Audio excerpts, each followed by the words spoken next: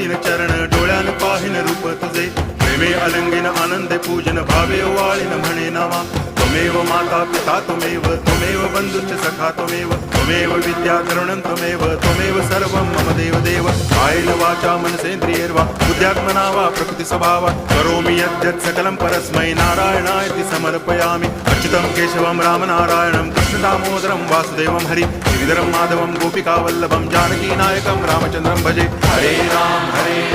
Ram Ram Hare Hare Hare Krishna